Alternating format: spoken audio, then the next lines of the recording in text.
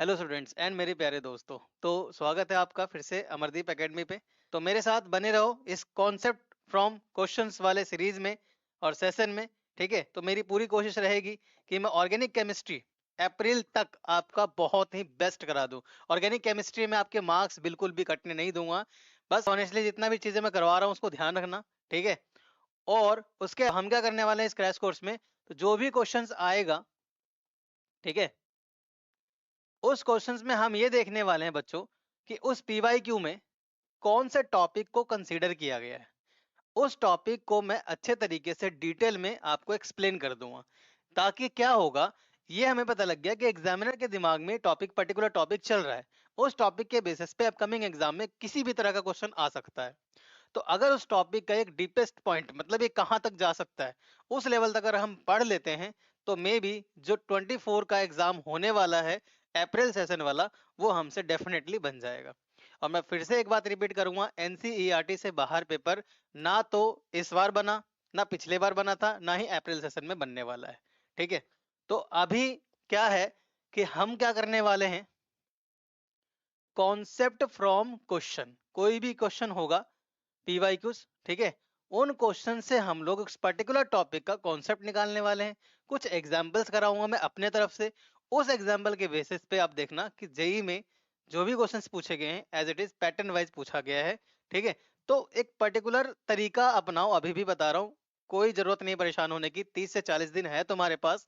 ठीक है, तो कहीं ना कहीं किसी सब्जेक्ट की वजह से सिलेक्शन रुका है, फिजिक्स की वजह से रुक सकता है, किसी का केमिस्ट्री की वजह से या मैथ्स की वजह से, बाकी के कोई दो सब्जेक्ट होंगे जिसमें अच्छे स्कोर होंगे आपके, है ना। तो उसको एक पर्टिकुलर रिवीजन मोड पे डाल दो, और जिसकी वजह से सिलेक्शन रुक गया है, जिसकी वजह से मार्क्स कम आ गए, परसेंटाइल कम आ गया है, उस पर पूरी तरह से मेहनत करना स्टार्ट कर दो। ठीक है, एक स्ट्रेटेजी बनाओ, तरीके से करो, और एनसीईआरटी को बिल्कुल मत छोड़ना, एनसीईआरटी को ही करके चलना, क्योंकि एग्जाम फिर से एनसीईआरटी के बेसिस पे ही बनेगा, पक्का कह रहा हूँ मैं। इस बात को बार बार रिपीट करता हूँ ताकि हर एक बच्चा समझ जाए कि भाई एनसीईआरटी से बाहर सच में कुछ नहीं है, और खासकर केमिस्ट्री में तो बिल्कुल ही नहीं। ठीक है, तो स्टार्ट करते हैं कॉन्सेप्ट फ्रॉम क्वेश्चन का सीरीज। तो तो पहला क्वेश्चन जो है ना बच्चों, जेई 2024 फर्स्ट फेब का है। ठीक है, क्वेश्चन कौन सा है, फर्स्ट फेब का है, इवनिंग शिफ्ट का क्वेश्चन है, इवनिंग शिफ्ट का क्वेश्चन है। अब हम क्या करने वाले हैं, concept from question, concept from question. तो क्वेश्चन पढ़िए पहले, तो फिर यहां से कॉन्सेप्ट निकालेंगे, फिर उसको डिटेल में पढ़ेंगे। The set of meta directing functional group, the set of meta directing functional group from the following sets is. अब यहाँ पे टॉपिक क्या आ गया, the set of meta directing, हमारे पास टॉपिक आ गया meta directing group, meta directing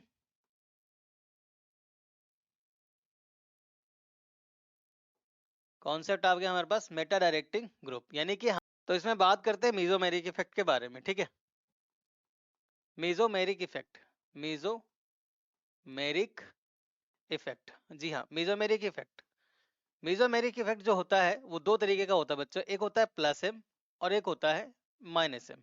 लेकिन मीजोमेरिक पढ़ने से पहले हमें दो टॉपिक को और पढ़ना है कि ये इफेक्ट कितने तरह के होते हैं। तो इफेक्ट तीन तरह के होते हैं, एक होता है, एक होता है रेजोनेंस इफेक्ट। ठीक है, रेजोनेंस इफेक्ट, एक एक करके डिस्कस करेंगे। एक होता है बच्चों रेजोनेंस इफेक्ट। ठीक है, अब ये रेजोनेंस इफेक्ट जो होता है वो दो तरीके का होता है, resonance effect are two types, resonance effect are two types. ठीक है, एक होता है positive resonance, positive positive resonance, और एक होता है नेगेटिव रेजोनेंस, और एक होता है नेगेटिव रेजोनेंस। तो resonance are two types, positive resonance और नेगेटिव रेजोनेंस। पॉजिटिव रेजोनेंस कब होता है, इसका ध्यान रखिए। पॉजिटिव रेजोनेंस तब होगा जब यहां पर क्या कह सकते हैं, देखिए, पॉजिटिव रेजोनेंस तब होगा जब यहां पर जो जी ग्रुप है, वो जी ग्रुप क्या हो सकता है प्रेजेंट, NH2 हो सकता है प्रेजेंट। अगर NH2 प्रेजेंट है तब होगा, OH प्रेजेंट है, ठीक है, तब होगा, X प्रेजेंट है, X बोले तो फ्लोरीन, क्लोरीन, ब्रोमीन और आयोडीन, तब होगा। अब ये जी ग्रुप जो है, वो जी ग्रुप किस पे प्रेजेंट होगा बच्चे, वो जी ग्रुप प्रेजेंट होगा यहाँ पर बेंजीन के साथ। तो बेंजीन के साथ जो जी ग्रुप प्रेजेंट है, ये जी ग्रुप अगर NH2 है, OH है, क्लोरीन, क्लोरीन, ब्रोमीन, आयोडीन, इनमें से कोई ग्रुप है, या फिर कोई भी particular weak weak electron donating group, ठीक है, कोई भी particular electron donating group present हो। ओके, अब यहाँ नेगेटिव रेजोनेंस की अगर हम बात करें तो नेगेटिव रेजोनेंस कब होगा, जब कौन कौन से जी ग्रुप प्रेजेंट होंगे, हो सकता है COOH प्रेजेंट हो, ठीक है, CN ग्रुप प्रेजेंट हो, NO2 प्रेजेंट हो, SO3H प्रेजेंट हो, C double bond O R यानी कि ईस्टर ग्रुप प्रेजेंट हो, इनमें से कोई भी ग्रुप प्रेजेंट हो as the form of G group, और वो किस पे प्रेजेंट होगा, बेंजीन के जी ग्रुप पे। पर्टिकुलर हेलो एरिन टॉपिक के ऊपर जो जी ग्रुप प्रेजेंट है, इनमें से अगर कोई ग्रुप प्रेजेंट हो, इन सभी ग्रुप को बोला जाता है नेगेटिव रेजोनेंस इफेक्ट। और ये सारे के सारे ग्रुप क्या होते हैं बच्चों, मेटा डायरेक्टिंग होते हैं। अब ये समझते हैं हम लोग कि यहाँ पर ये अगर प्रेजेंट है तो पॉजिटिव रेजोनेंस हमने बोला, और ये सारे ग्रुप प्रेजेंट है तो हमने इसको नेगेटिव रेजोनेंस बोला। तो पॉजिटिव और नेगेटिव रेजोनेंस बोलने के पीछे का कारण क्या है, क्यों बोल रहे हैं हम लोग, तो देखिए होता क्या है और समझ रहे हैं। इस चीज को होने के लिए हमें क्या पढ़ना पड़ेगा, रेजोनेंस, ठीक है। तो रेजोनेंस डिपेंड करता है कि किस तरह का लिगेंड्स या किस तरह का कंपाउंड या किस तरह का donating electron withdrawing group, electron donating group present है बेंजीन के ऊपर, जिससे ये डिसाइड होगा कि रेजोनेंस पॉजिटिव है या नेगेटिव है। तो देखिए, तो एग्जांपल लेते हैं दो कंपाउंड का। एक एग्जांपल ले लेते हैं NH2, एनिलीन का एग्जांपल ले लेते हैं, ठीक है ना। और एक एग्जांपल ले रहे हैं नाइट्रो ग्रुप का, N डबल बॉन्ड O और ये O, एक नाइट्रो ग्रुप का एग्जांपल ले लिया, क्लियर है। अब यहाँ पर समझिए पॉजिटिव और नेगेटिव रेजोनेंस को, ठीक है, पॉजिटिव और नेगेटिव रेजोनेंस। देखिए यहाँ पर लोन पेयर है, रेजोनेंस को होने के लिए क्या चाहिए, हमें कॉन्जुगेशन चाहिए, ठीक है, कॉन्जुगेशन होना जरूरी है। तो ये लोन पेयर तुम्हें दिख रहा होगा, लोन पेयर सिग्मा और ये पाई, तो ये लोन पेयर यहाँ शिफ्ट हो जाएगा। जैसे लोन पेयर यहाँ शिफ्ट होगा तो यहाँ पे पार्शियल डबल बॉन्ड क्रिएट हो जाएगा, फिर ये सिंगल बॉन्ड डबल बॉन्ड जो है टूट करके यहाँ पे आ जाएगा। अब यहाँ जो किया है तुमने वो लिख दो इसको, यानी कहीं ना कहीं तुम यहाँ पे रेजोनेंस स्ट्रक्चर डेवलप कर रहे हो, ठीक है। तो जैसे ही ये लोन पेयर यहाँ ट्रांसफर होगा, यहाँ पार्शियल डबल बॉन्ड कैरेक्टर,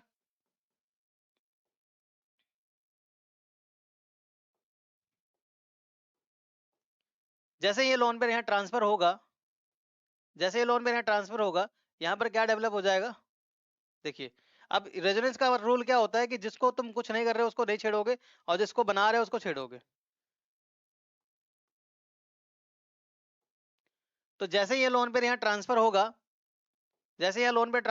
क्या होगा, लोन पे ट्रांसफर होने का मतलब इलेक्ट्रॉन ट्रांसफर हो रहा है। इलेक्ट्रॉन ट्रांसफर होने का मतलब क्या हुआ यहाँ पे, देखिए इलेक्ट्रॉन ट्रांसफर होने का मतलब इसके ऊपर चार्ज क्या आ गया, पॉजिटिव चार्ज आ गया, किस पे, नाइट्रोजन पे, ठीक है, क्या आ गया, पॉजिटिव चार्ज आ गया। अब देखो ये बॉन्ड तुमने यहाँ शिफ्ट कर दिया था, क्योंकि इस कार्बन के पास जैसे डबल बॉन्ड आया, जैसे डबल बॉन्ड बना, तो यहाँ पर 1 2 3 4 और ये 5 बॉन्ड, 5 5 बॉन्ड बन जाते इस कार्बन पे, जो कि पॉसिबल नहीं था।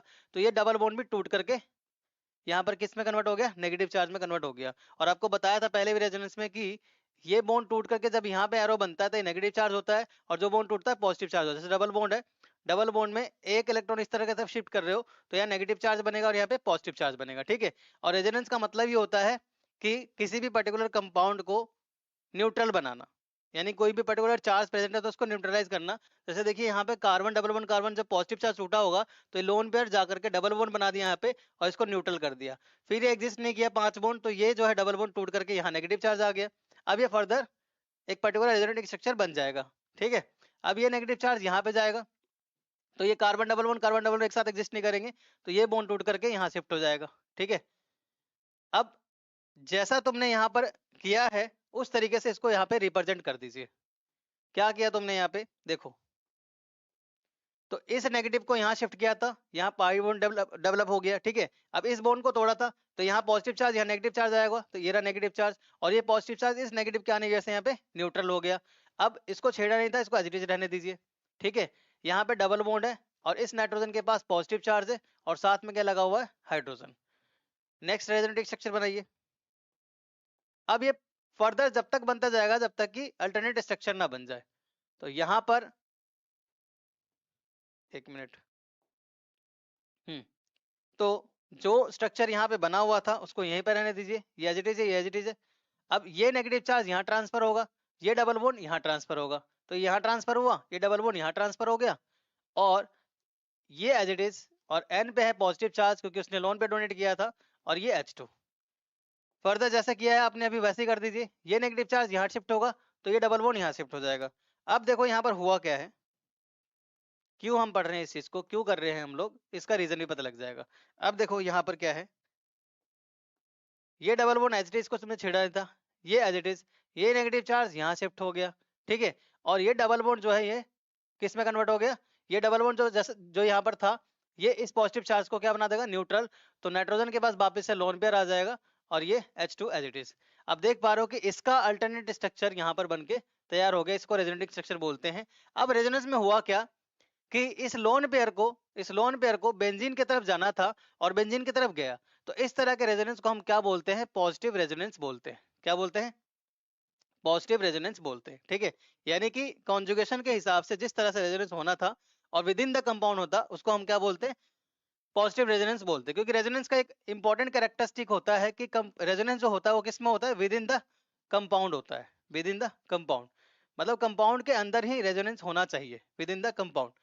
और जब with in the compound resonance होगा, एक पर्टिकुलर पैटर्न को फॉलो करेगा, तो उस तरह के रेजोनेंस को हम क्या बोलते हैं,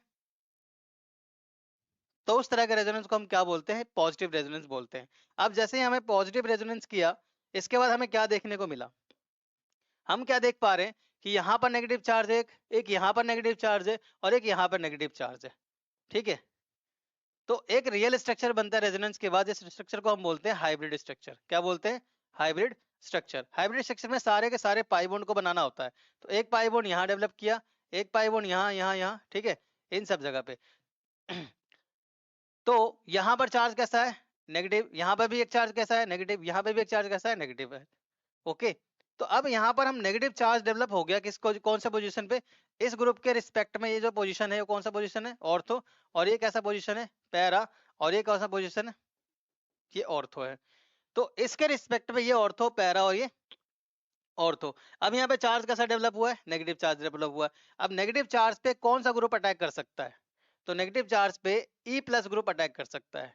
ई प्लस बोले तो इलेक्ट्रोफिलिक सब्स्टिट्यूशन रिएक्शन, तो यहाँ पे इलेक्ट्रो अटैक कर सकता है। यानी हमने क्या किया, रेजोनेंस करके ऑर्थो पे पैरा पे चार्ज डेवलप कर दिया और इलेक्ट्रोफिलिक सब्स्टिट्यूशन रिएक्शन को रेज कर दिया। यानी यहाँ पर इलेक्ट्रोफिलिक सब्स्टिट्यूशन रिएक्शन का जो रिएक्टिविटी है वो बढ़ जाएगा, जितना ज्यादा यहाँ पर नेगेटिव चार्ज डेवलप होगा। क्लियर है, क्योंकि ई प्लस को चाहिए क्या, ई प्लस को चाहिए इलेक्ट्रॉन, और वो भी भर भर के। और यहाँ पर ये एक ऐसा ग्रुप है जो पॉजिटिव रेजोनेंस दे रहा है, तो पॉजिटिव रेजोनेंस की वजह से इन सभी पे चार्ज कैसा डेवलप हो गया, नेगेटिव। और नेगेटिव चार्ज डेवलप होने की वजह से, नेगेटिव चार्ज डेवलप होने की वजह से यहाँ पर इलेक्ट्रोफिलिक सब्स्टिट्यूशन रिएक्शन जो है ना, वो हम इजिली करा सकते हैं। तो ई प्लस कराने के लिए क्या होना चाहिए, रेजोनेंस, ई प्लस कराने के लिए पॉजिटिव रेजोनेंस होना, इफेक्ट होना जरूरी है। अब नेगेटिव रेजोनेंस को समझते हैं। नेगेटिव रेजोनेंस क्या है, अभी हमने एग्जांपल क्या ले रखा है, एक एग्जांपल लिया हमने सी डबल बॉन्ड ओ, ठीक है, सी डबल बॉन्ड ओ, एक मिनट,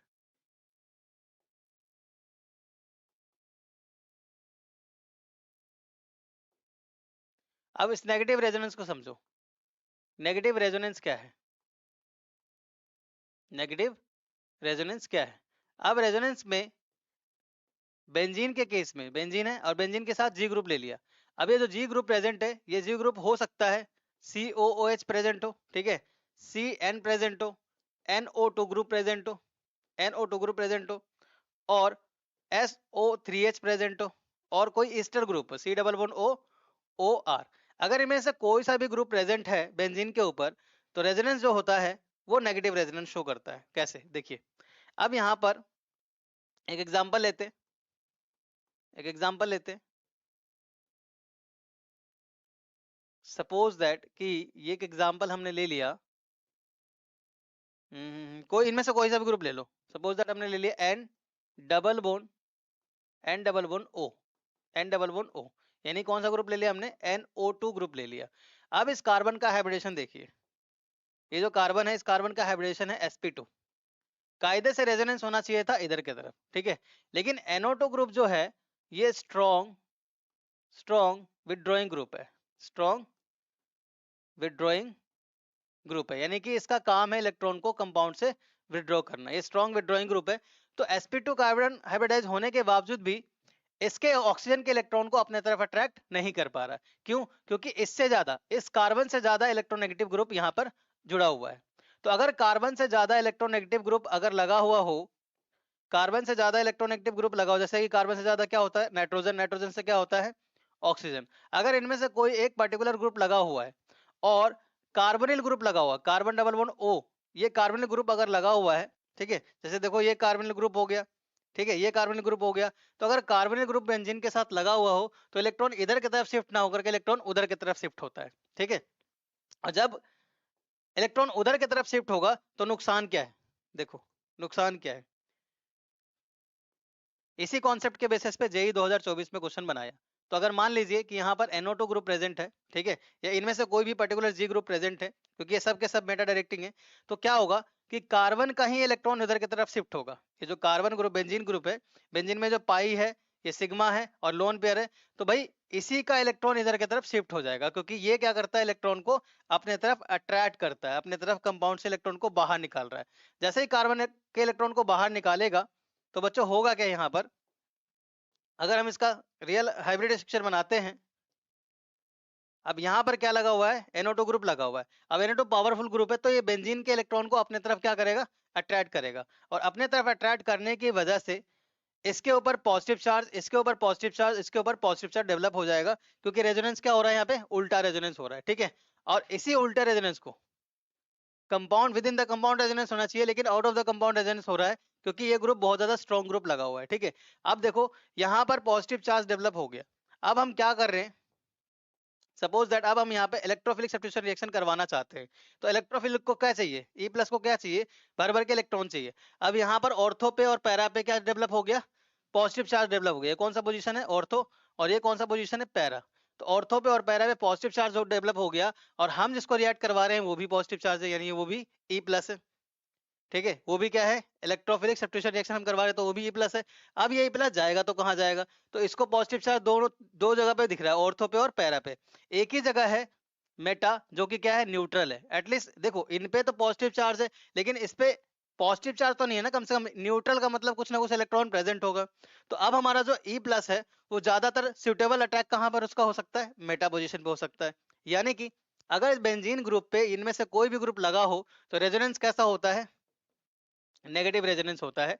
और नेगेटिव रेजोनेंस होने की वजह से यहाँ पर जो ई प्लस है वो ई प्लस किस पे अटैक करता है, मेटा पोजीशन पे अटैक करता है, ठीक है ना। इसी इफेक्ट को आप क्या कहते हो, मीजोमेरिक इफेक्ट कहते हो। तो मतलब इनमें से कोई भी ग्रुप प्रेजेंट हो तो वो कौन सा इफेक्ट शो करेगा, मीजोमेरिक इफेक्ट शो करेगा। और ये सारे के सारे एग्जांपल किसके हैं, एनसीईआरटी के, ठीक है। इसी के बेसिस पे नीट जेई 2024 का क्वेश्चन बना हुआ था। क्या बड़ी बात थी इसमें, है ना। लेकिन कई बच्चों का गलत भी होगा, कई बच्चों का सही भी हुआ होगा, डिपेंड करता है कि वो किस तरीके से पढ़ के जा रहे हैं। समझते हैं what you mean by Meta directing. Meta directing क्या होता है, इस चीज को समझो। पहले हमने क्या करना है, पर्टिकुलर क्वेश्चन से कॉन्सेप्ट को कंसीडर करना है, उस कॉन्सेप्ट को डिटेल में समझना है, ताकि कोई भी क्वेश्चन अगर आए अपकमिंग एग्जाम में तो प्रॉपर तरीके से हम उसको सॉल्व कर सके, ठीक है। तो मेटा डायरेक्टिंग समझते हैं पहले, मेटा डायरेक्टिंग होता क्या है और ऑर्थो डायरेक्टिंग क्या होता है, ऑर्थो एंड पैरा डायरेक्टिंग क्या होता है। अब इतना तो बेटा पता ही होगा आपको कि ऑर्थो मेटा पैरा हम किसकी बात कर रहे हैं ना, ऑर्थो मेटा पैरा होता क्या है, क्यों हम क्या बात कर रहे हैं, ये तो पता ही होगा। देखो एक पर्टिकुलर बेंजीन रिंग है, जैसे एक पर्टिकुलर बेंजीन रिंग है, और बेंजीन रिंग के ऊपर एक पर्टिकुलर ग्रुप लगा हुआ है जी ग्रुप। ये जो जी ग्रुप जो है दो दो ग्रुप में क्लासिफाइड है। इसको किस किस में क्लासिफाइड कर रखा है हमने, इलेक्ट्रॉन विड्रॉइंग ग्रुप, और ये क्या है इलेक्ट्रॉन डोनेटिंग ग्रुप। जो इलेक्ट्रॉन विड्रॉइंग ग्रुप होता है बच्चों, वो इलेक्ट्रॉन को क्या करता है विदड्रॉ करता है, इलेक्ट्रॉन को क्या करता है विदड्रॉ करता है, किससे, फ्रॉम दी कंपाउंड। यानी कोई भी कंपाउंड जिस पे लगा हुआ हो उससे इलेक्ट्रॉन को क्या करेगा विड्रॉ करेगा, यानी कि इलेक्ट्रॉन को बाहर निकालेगा, ठीक है। इलेक्ट्रॉन डोनेटिंग का मतलब क्या हुआ, इलेक्ट्रॉन को इलेक्ट्रॉन डोनेट करेगा, इलेक्ट्रॉन डोनेट करेगा to the compound, to the compound, जो भी कंपाउंड पे लगा होगा उस कंपाउंड को इलेक्ट्रॉन भर भर के डोनेट करेगा। भाई जितना मर्जी इलेक्ट्रॉन लो और ये एक्टिविटी को प्रोसीड करो, रिएक्शन को प्रोसीड करो। मुझे यहाँ पे स्पेस चाहिए, मैं नेक्स्ट स्लाइड पे डिस्कस करता हूँ इसको अच्छे तरीके से। भाई इतना ही कर लो। अपकमिंग जो अप्रैल में एग्जाम होने वाला है ना, वो एग्जाम डेफिनेटली तुम्हारा बनेगा। जो मैं बता के चल रहा हूँ उन बातों को ढंग से ध्यान से सुन लो, ठीक है, याद रख लो। और कई चीजें जो रटने वाली होगी, यानी कि कुछ फंक्शनल ग्रुप ध्यान रखने वाला होगा, उसको ध्यान रखने लगना, ठीक है। अब ये जी ग्रुप जो है ना, वो दो तरह का होता है। एक होता है इलेक्ट्रॉन विड्रॉइंग ग्रुप और एक इलेक्ट्रॉन डोनेटिंग ग्रुप, अभी बताया मैंने आपको, ठीक है। इलेक्ट्रॉन विड्रॉइंग क्या होता है? इलेक्ट्रॉन विड्रॉ करता है, इलेक्ट्रॉन विड्रॉ करता है कहां से? From the compound. मतलब जो भी कंपाउंड पे ये ग्रुप लगे होंगे वो कंपाउंड से इलेक्ट्रॉन को विड्रॉ करेंगे, इलेक्ट्रॉन को बाहर निकालेंगे। मतलब उस कंपाउंड के पास इलेक्ट्रॉन की कमी हो जाएगी, ठीक है। क्या हो जाएगी? इलेक्ट्रॉन की कमी। तो हम कह सकते हैं इलेक्ट्रॉन डेंसिटी, इलेक्ट्रॉन डेंसिटी क्या हो जाएगा बच्चे? डिक्रीज हो जाएगा। इलेक्ट्रॉन डेंसिटी डिक्रीज हो जाएगा किसमें? जिस कंपाउंड से इलेक्ट्रॉन को बाहर निकाला जा रहा है, तो उस इलेक्ट्रॉन के की क्या हो जाएगी? कमी हो जाएगी। एक बात बता दूं आपको, जितना ज्यादा इलेक्ट्रॉन विड्रॉइंग ग्रुप लगा होगा उतनी ही ज्यादा उस कंपाउंड पे इलेक्ट्रॉन की कमी आएगी। और इलेक्ट्रॉन की कमी का मतलब क्या होता है? डेफिशिएंट ऑफ इलेक्ट्रॉन का मतलब क्या होता है बताइए? Deficient of electron leads to, deficient of electron leads to positive charge develop, है ना। पॉजिटिव चार्ज डेवलप, यानी पॉजिटिव चार्ज डेवलप हो जाएगा, पॉजिटिव चार्ज डेवलप। जितना ज्यादा इलेक्ट्रॉन हम बाहर निकालेंगे कंपाउंड से, उतना ज्यादा उसके ऊपर पॉजिटिव चार्ज डेवलप होगा। अब पॉजिटिव चार्ज डेवलप होने का क्या फायदा है और क्या नुकसान है? तो देखो, जितना ज्यादा पॉजिटिव चार्ज डेवलप होगा उस पर हम उतना ही ज्यादा क्या रिएक्ट करवा सकते हैं? न्यूक्लियोफाइल को। क्योंकि न्यूक्लियोफाइल को क्या चाहिए बताओ? न्यूक्लियोफाइल को क्या चाहिए? न्यूक्लियोफाइल को चाहिए भर भर के पॉजिटिव चार्ज, ठीक है ना। तो कहीं ना कहीं जितना ज्यादा इलेक्ट्रॉन विड्रॉइंग ग्रुप हम लगाएंगे उसकी reactivity in terms of nucleophile, nucleophilic substitution reaction उतना ही ज्यादा बढ़ जाएगा, ठीक है। तो हम कह सकते हैं कुछ की पॉइंट्स, इसको नेक्स्ट स्लाइड पे देखेंगे। Electron withdrawing group directly proportional to nucleophilic, nucleophilic substitution, substitution reaction. पहली बात तो ये ध्यान रखोगे, ठीक है। उसके अलावा क्या ध्यान रखोगे? Electron withdrawing group directly proportional to acidic character, acidic character. जितना ज्यादा इलेक्ट्रॉन विड्रॉइंग ग्रुप स्ट्रॉन्ग वाला लगा होगा उतना ज्यादा उस कंपाउंड का क्या होगा? एसिडिक कैरेक्टर होगा। एसिडिक कैरेक्टर का मतलब भी क्या होता है? इलेक्ट्रॉन का डेफिशिएंट, है ना। तभी तो वो प्रोटॉन को एक्सेप्ट करेगा, ठीक है। क्योंकि इलेक्ट्रॉन की कमी है मतलब एसिड है, इलेक्ट्रॉन अवेलेबल है बहुत ज्यादा, इलेक्ट्रॉन की प्रेजेंस बहुत ज्यादा है मतलब वो बेसिक है। क्योंकि इलेक्ट्रॉन डोनर बेसिक कहलाता है, इसलिए अमोनिया बाकी के ग्रुप में बहुत ज्यादा बेसिक होता है, ठीक है, क्योंकि उसके पास अनशेयर्ड इलेक्ट्रॉन पेयर प्रेजेंट होते हैं। क्लियर? तो यहाँ पर आपने इलेक्ट्रॉन विड्रॉइंग ग्रुप देखा कि कंपाउंड से इलेक्ट्रॉन को विड्रॉ करेगा, इलेक्ट्रॉन डेंसिटी को कम करेगा, और इलेक्ट्रॉन डेंसिटी कम करेगा तो कंपाउंड में पॉजिटिव चार्ज डेवलप हो जाएंगे। और पॉजिटिव चार्ज डेवलप होंगे तो वहां पर क्या होगा? न्यूक्लियोफिलिक सब्स्टिट्यूशन रिएक्शन की रिएक्टिविटी बढ़ जाएगी। इसके अलावा हम इलेक्ट्रॉन विड्रॉइंग ग्रुप में क्या क्या इफेक्ट दे सकते हैं और क्या प्रेजेंट, इसके अलावा इलेक्ट्रॉन और क्या देख सकते हैं? देखो, और क्या हम देख सकते हैं कि अगर जी ग्रुप क्या हो, इलेक्ट्रॉन विड्रॉइंग ग्रुप लगा हो, तो और हम क्या देख सकते हैं इसमें? देखिए जी, अब